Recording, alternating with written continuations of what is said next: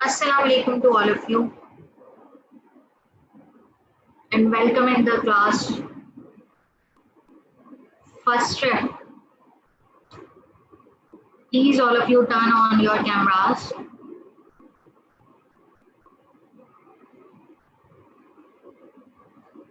It's your chemistry class.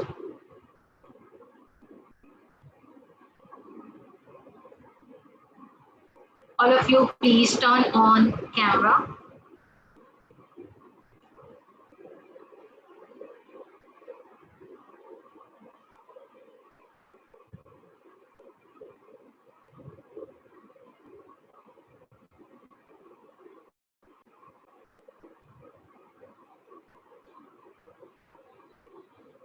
जी बेटे, तो माशाल्लाह से आप लोग फर्स्ट ईयर के लेवल पर यहाँ पर मेरिटोरियस कॉलेज का एक पार्ट है एंड होपफुली आप सब जानते हैं कि हमारे इस इंस्टीट्यूशन का रूल्स एंड रेगुलेशंस के according and education point of view के अकॉर्डिंग जो भी सारे पॉइंट्स हैं वो सब आपके पास मौजूद हैं। नहीं मौजूद तो ऐसा ऐसा आप इन सब चीज़ों से हैबिचुअल हो जाएंगे।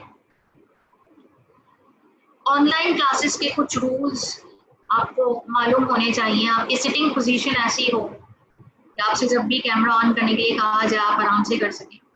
आपके पास नोटबुक मौजूद होनी चाहिए, प्लस आपके पास अगर फर्स्ट ईयर केमिस्ट्री बुक अभी तक नहीं है तो आने वाले डेज में इजीली उसे जो है वो परचेज करें और अपने पास रखें। बेटा फर्स्ट ईयर के लेवल बिल्कुल भी वैसा नहीं है कि मैं आपसे सिर्फ कहूँ बेटा कि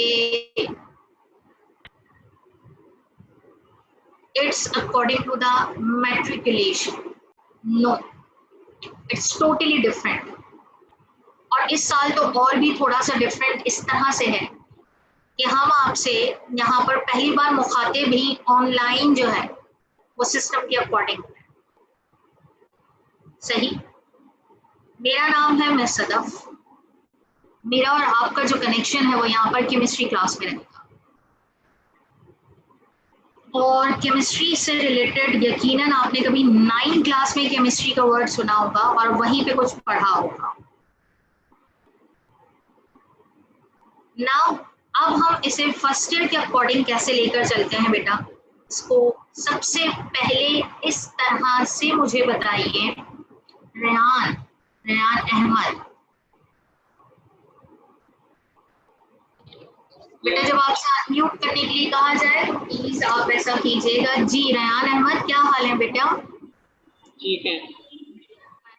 फर्स्ट 2 क्लासेस कैसी गई आपकी? कौन सी? जो आपने अभी ली है। सही है, अच्छी गई।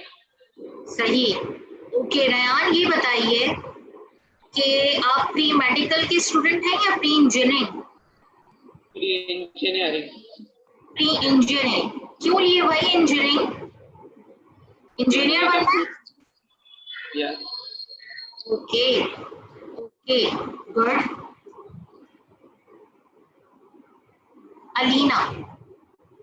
अलीना इमरान। अस्सलाम वालेकुम। वालेकुम अस्सलाम। अलीना इमरान, क्या हाल है बेटे? जी मैं ठीक हूँ, आप कैसे हैं? जी कितना डिफरेंट लग रहा है ऑनलाइन में क्लास के लिए बैठना और फिजिकली क्लास में बैठना? कितना डिफरेंट है? बहुत डिफरेंट है ना, टोटली डिफरेंट है। लेकिन यही बात है, हम और आप जिस जो है वो क्राइटेरिया पे चल रहे हैं, अल्लाह ताला ने हम सबको अपने हिफ्ज़ व अमान में रखना है बेशक, और ये चीज़ें जब सेटल डाउन होंगी तो हम और आप उसी तरह से फिजिकली क्लास में मौजूद होंगे। अलीना बेटा मुझे ये बताइए, प्री इंजीनियरिंग की स्टूडेंट है या pre medical? Pre medical. Pre medical. क्या केमिस्ट्री का नाम पहले कभी सुना है? इसका केमिस्ट्री, व्हाट इज केमिस्ट्री? सुना है ना कभी? बहुत गुजरा हुआ जमाना है ना, उस गुजरे हुए जमाने में हमने कभी केमिस्ट्री को सुना। Okay, no issue. जी माही, माहीन मसूद। यस माहीन बेटा, आपने कभी केमिस्ट्री का नाम सुना है? वालेकुम अस्सलाम। जी ओके, कब सुना था ये नाम? 9th class. ओके, तो चलिए अब जरा देखते हैं फर्स्ट ईयर के लेवल पर हमारे पास केमिस्ट्री कहाँ पर और किस तरह से हम उसे पढ़ेंगे। इसके लिए हम बात करेंगे कुछ written form.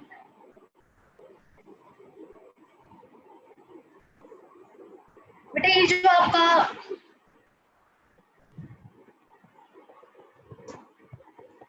First year chemistry से रिलेटेड सिलेबस है, इसे डिस्कस करने से पहले मैं आपसे पेपर पैटर्न की बात करूं।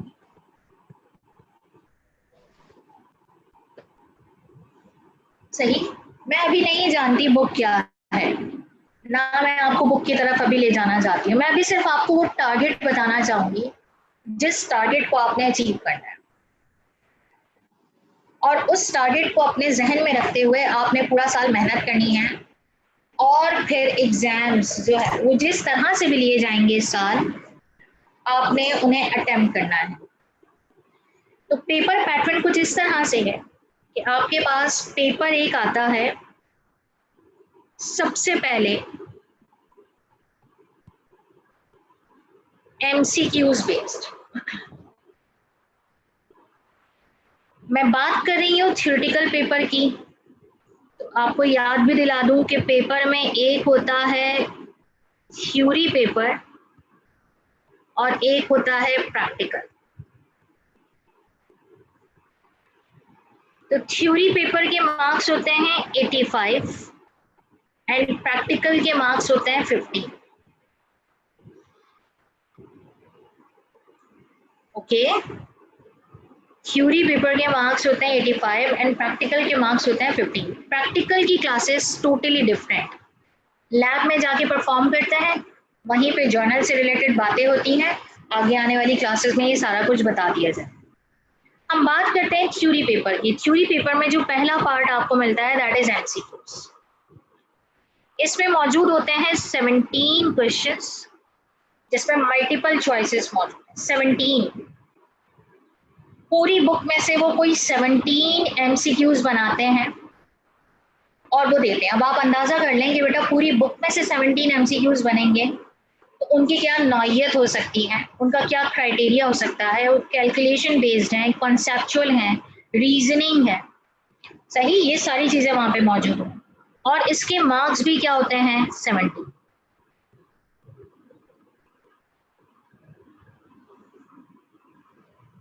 सेवनटीन क्वेश्चंस है यानी उनके 17 मार्क्स हैं, ईच कैरी 1 मार्क।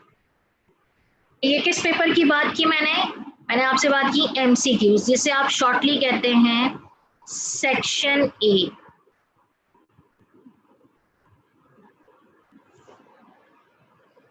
आप इसे क्या कहते हैं, सेक्शन ए। फिर हम बात करते हैं सेक्शन बी की।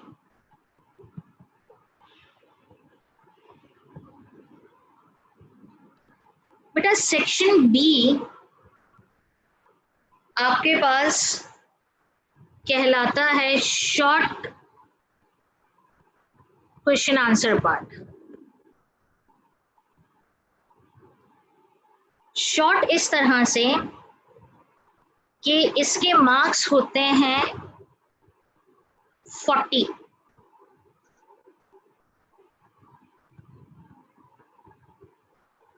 और आपको यहाँ पे 10 क्वेश्चंस करने होते हैं अटेम्प्ट।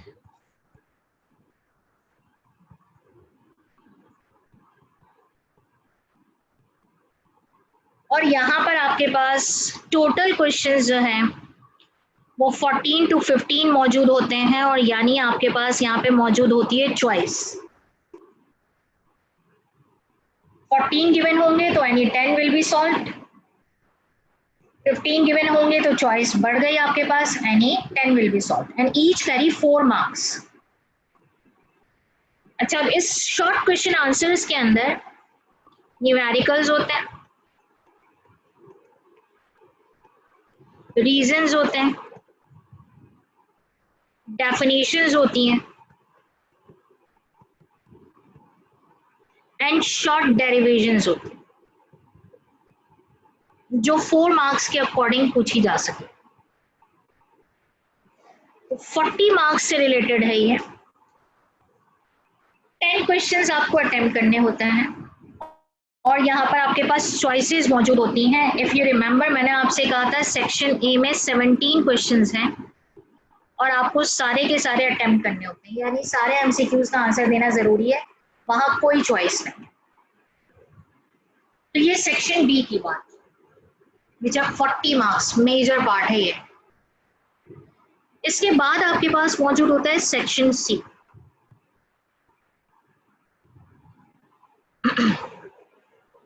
बेटा सेक्शन सी कहलाता है डिटेल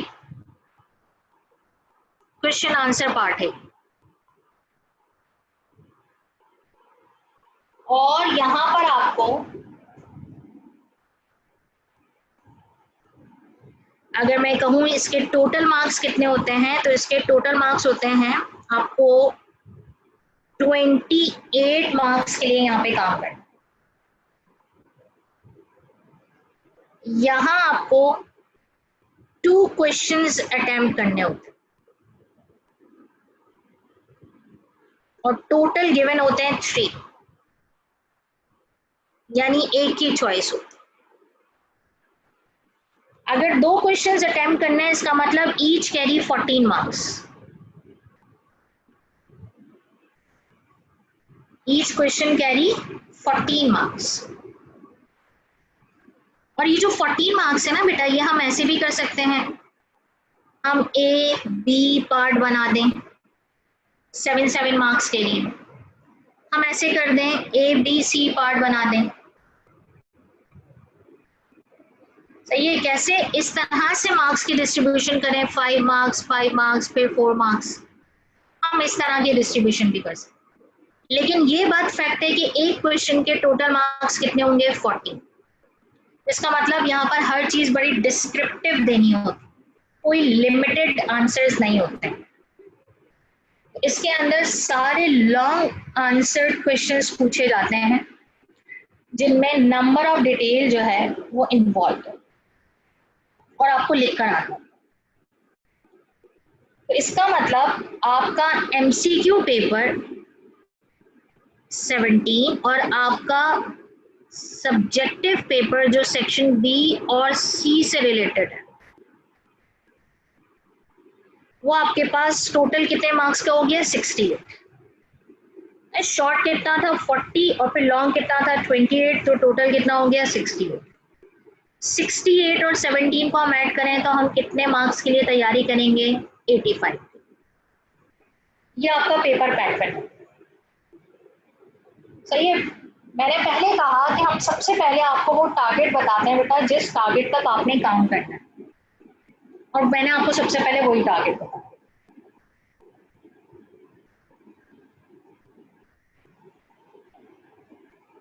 इस टारगेट तक हम पहुंचेंगे कैसे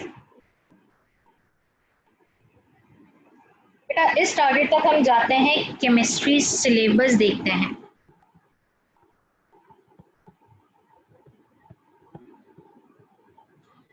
चैप्टर 1 से लेकर, और हम बात करेंगे यहाँ पर जो सिलेबस है ना वो चैप्टर 1 to 8 है। Only 8 chapters are present. Only कहा मैंने,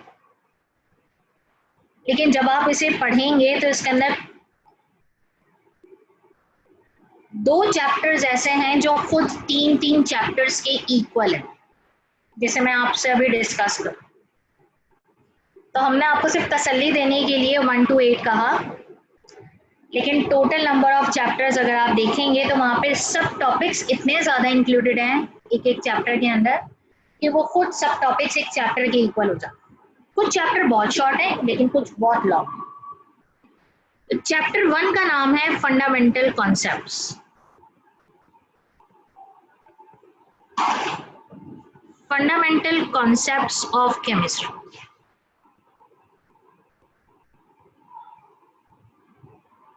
बेटा इस चैप्टर में हम वो तमाम कॉन्सेप्ट्स पढ़ते हैं। Chemistry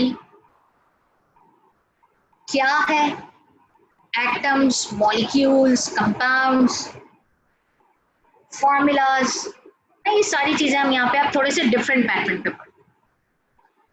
empirical formula, molecular formula, स्टिचोमेट्री, ये सारी कैलकुलेशंस यहाँ पे मौजूद।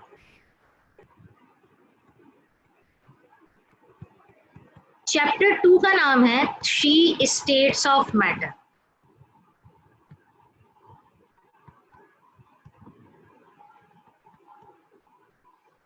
मैटर, कोई जानता है what is matter?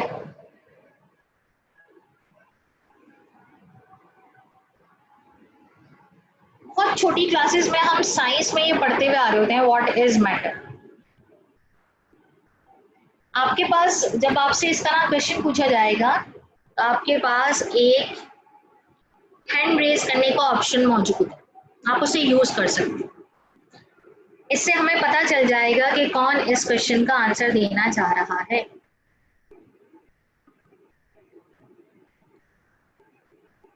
Matter,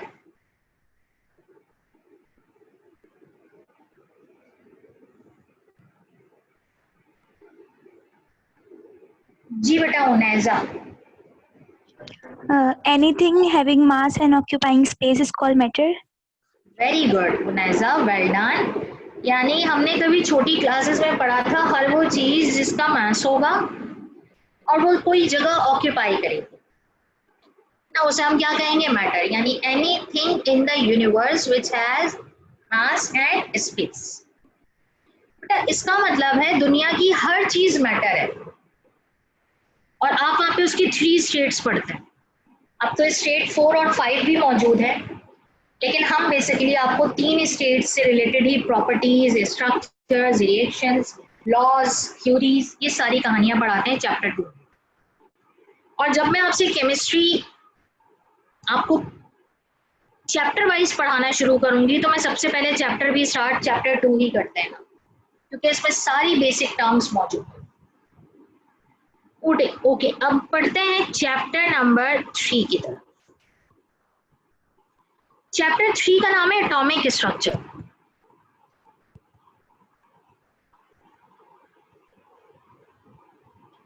structure की बात तो समझ में आ रही है कि कोई चीज मतलब उसका क्या डिजाइन है, वो कैसे बना हुआ है, लेकिन ये एटॉमिक क्या है, मतलब एटम क्या है? एटम का वर्ड अगर कभी सुना हो, एटॉमिक स्ट्रक्चर यानी एटम का स्ट्रक्चर। कभी सुना है व्हाट इज एन एटम? सिर्फ अपनी याददाश्त पे थोड़ा सा जोर डालिए, आपने कभी एटम का नाम सुना हो? जी बेटा Rimsha. Smaller particles that make matter. Smaller particles of matter, इन्होंने कहा इसका मतलब ये सिंपलेस्ट पार्टिकल्स होते हैं। और अब हम उसका क्या पढ़ेंगे? Structure. Good Rimsha, well done.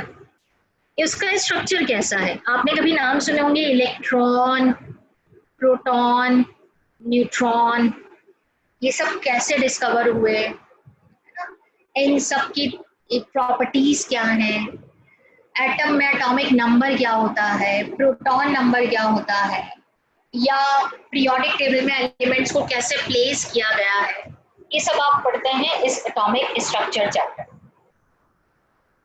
Now chapter number 4।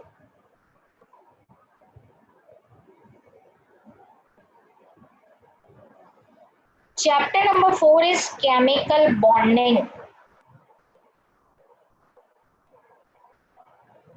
Bonding का मतलब अट्रैक्टिव फोर्स, और केमिकल बॉन्डिंग यानी केमिकल्स के दरमियान अट्रैक्टिव फोर्स। तो कभी हमने नाम सुने हुए होते हैं आयोनिक बॉन्ड, कोवेलेंट बॉन्ड, कभी छोटी क्लासेस में पढ़ा था, उन सब की डिटेल हम यहाँ पे पढ़ेंगे। कौन से केमिकल्स में कौन सा बॉन्ड मौजूद है, बॉन्ड क्यों बनता है, आखिर हर एक एलिमेंट बॉन्ड क्यों बनाना चाहता है, ये सब हम यहाँ पे डिस्कस करेंगे। चैप्टर नंबर 5,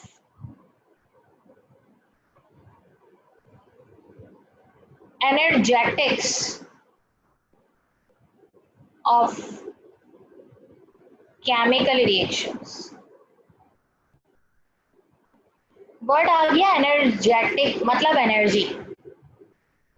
किन रिएक्शंस की एनर्जी ज्यादा है, किन सब्सटेंसेस की एनर्जी कम है, कौन कहां पर एक्टिवली रिएक्ट करेगा, किसकी एनर्जी कम हो सकती है, ये सारी कैलकुलेशन और डेरिवेशन हम यहाँ पे पढ़ते हैं। सबसे छोटा चैप्टर है ये पूरी बुक में, चैप्टर 5। लेकिन इस छोटे चैप्टर में से number of topics MCQs short और लॉन्ग में आराम से पूछे जाते हैं। सही है, इसका एक एक वर्ड हमारे लिए बड़ा इंपॉर्टेंट है। चैप्टर नंबर 6,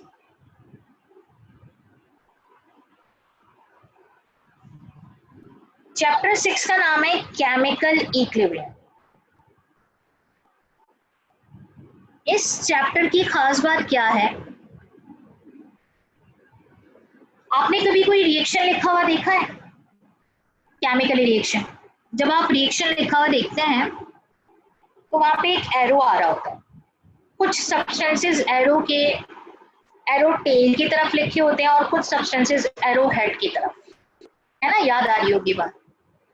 आप इन सारे चैप्टर्स में 1 to 8, यानी आप 1 2 3 4 5 7 8, इन सब में आप ऐसे रिएक्शंस पढ़ेंगे जो सिंगल डायरेक्शन में जाएंगे, सिंगल डायरेक्शन। लेकिन आप केमिकल इक्विलिब्रियम में, ये इस चैप्टर की इंपॉर्टेंस कैसे पता चलेगी, आप इसमें वो तमाम केमिकल रिएक्शंस पढ़ेंगे जो दोनों डायरेक्शन में जा सकते हैं, फॉरवर्ड भी और रिवर्स भी।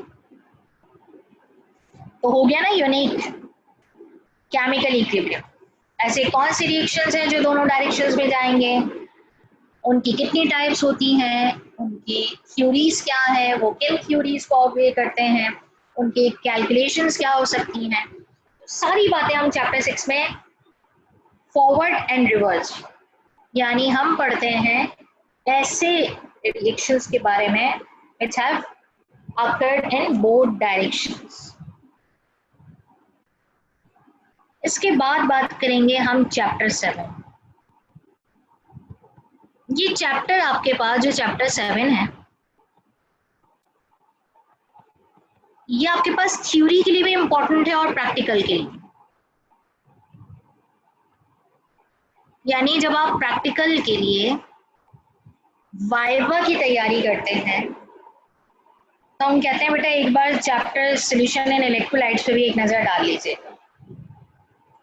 ये थ्योरेटिकली भी इम्पोर्टेंट है और प्रैक्टिकली भी इम्पोर्टेंट है। सारी बातें वहाँ पे आप जितनी भी एक्सपेरिमेंट्स परफॉर्म करते हैं उसके बैकग्राउंड पे सारी थ्योरीज और यहाँ पे सारी की सारी कैलकुलेशन यहाँ पर भी मौजूद हो। Calculation in sense of basic terms. और अगर मैं इस चैप्टर को कहूँ ना तो ये चैप्टर खुद 2 पार्ट्स पे कंसिस्टिंग है। सॉल्यूशन क्या होता है, टाइप्स क्या है, सॉल्यूट क्या है, सॉल्वेंट क्या है, सॉल्यूशन के लिए कौन सी प्रॉपर्टीज हो सकती हैं, हम कैसे कौन सा सॉल्यूशन बना सकते हैं। और ये जो इलेक्ट्रोलाइट्स जिसे मैंने कहा, दरअसल आप इसे, हम आपको चैप्टर के नाम के अकॉर्डिंग बता देते हैं इलेक्ट्रोलाइट, लेकिन एक्चुअली ये बिलोंग करता है इलेक्ट्रोकेमिस्ट्री से। Electrochemistry, electro means electricity and chemistry जो अभी हमें नहीं पता क्या होती है। इलेक्ट्रोकेमिस्ट्री यानी it is related to the, basically अगर मैं कहूँ तो ये तमाम चीजें बताता है, इलेक्ट्रोलाइट्स या फिर नॉन इलेक्ट्रोलाइट्स या फिर आपके पास इलेक्ट्रिसिटी की इन्वॉल्वमेंट क्या। जी बेटा एलिया, आप कुछ कहना चाह रहे हैं? इसमें से इस चैप्टर में इलेक्ट्रिसिटी की यूज होती है, जैसे प्लेटिंग, गोल्ड प्लेटिंग के लिए भी इलेक्ट्रोलाइट्स। बिल्कुल, ये बिल्कुल हम वही पढ़ेंगे। हम इलेक्ट्रोप्लेटिंग कैसे करते हैं, which solutions can conduct electricity easily, सारी डिटेल यहाँ पे पढ़ेंगे। How the ions form, loss of electron and gain of electron, तो ये सारी डिटेल यहीं पर। Chapter 8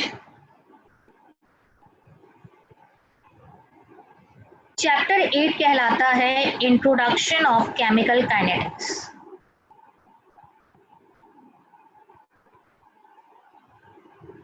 chemical kinetics. अच्छा, काइनेटिक का वर्ड आप वैसे भी बहुत जानते हैं, काइनेटिक एनर्जी। काइनेटिक मतलब, इस वर्ड का मतलब क्या होता है काइनेटिक्स का? मूवमेंट।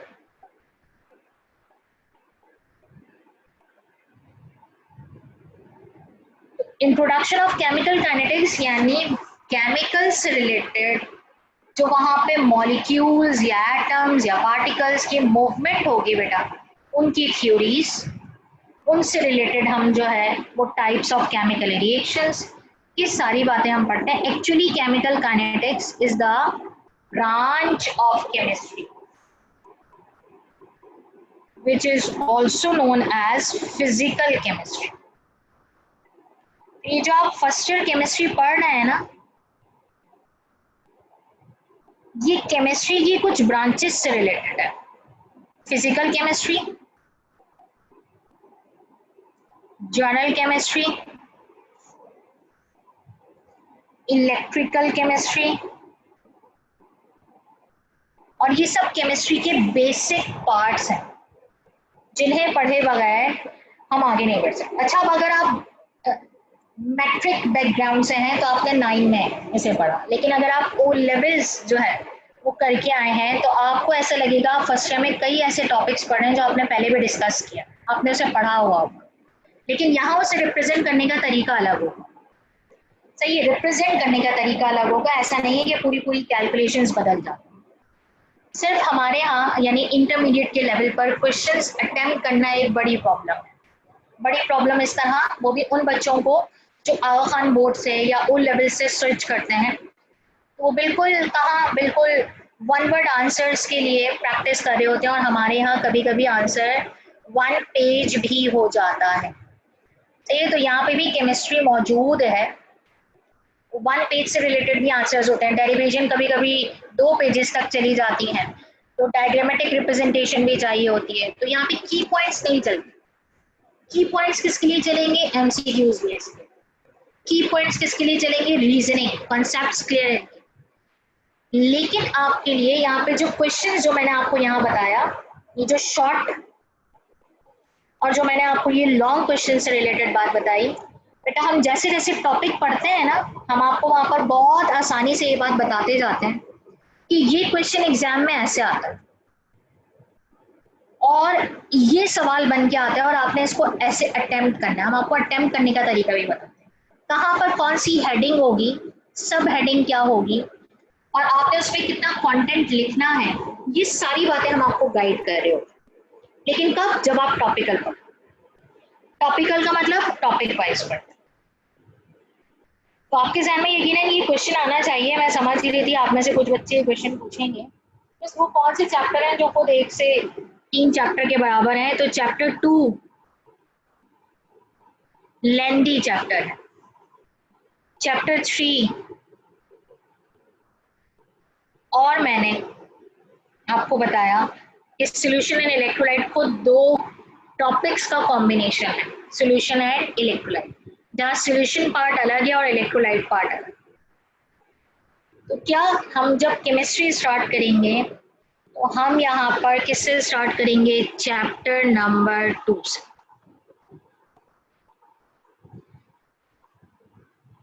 चैप्टर नंबर 2 पढ़ाने से पहले सबसे पहले हम कुछ बेसिक टर्म्स को पढ़ते हैं।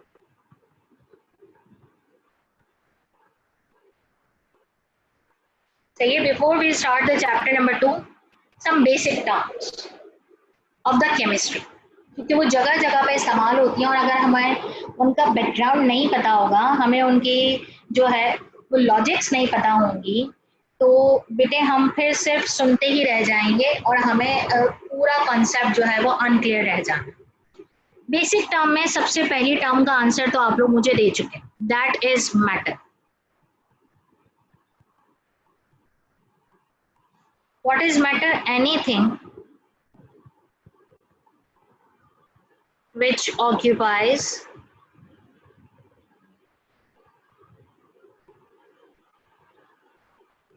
space and mass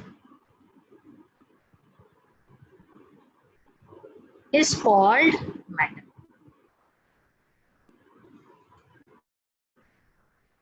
और अगर किसी के जहन में ये क्वेश्चन आता है कि व्हाट इज केमिस्ट्री, है ना, व्हाट इज केमिस्ट्री, बेटा केमिस्ट्री के लिए मैं आपको सिर्फ बड़ी शॉर्ट डेफिनेशन लिखवा हूं. It is study of matter, study of matter. What do you mean by the study of matter? यानी study of anything in the universe which have mass and space. और आप जानते हैं दुनिया में ऐसी कोई भी चीज नहीं है जिसका अपना कोई मास या स्पेस ना. लाइटेस्ट हो सकता है,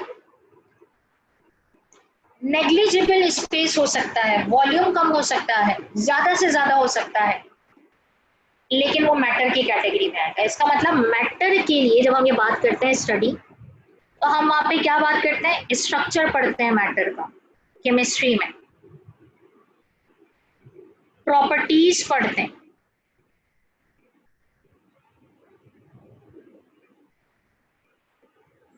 केमिकल बिहेवियर पढ़ते हैं. That is chemistry. यानी पूरी दुनिया में जितना भी मैटर मौजूद है, study of structure, properties and chemical behavior of matter is known as chemistry. तो आज आपने क्या पढ़ा, what is chemistry का आपने आंसर पढ़ा मेरे साथ, और वो क्या है, it is a branch of science which deals with the study of matter. और अगर कोई इसको completely define करेगा तो कैसे define कर सकता है, it is a branch of science which deals with the structure,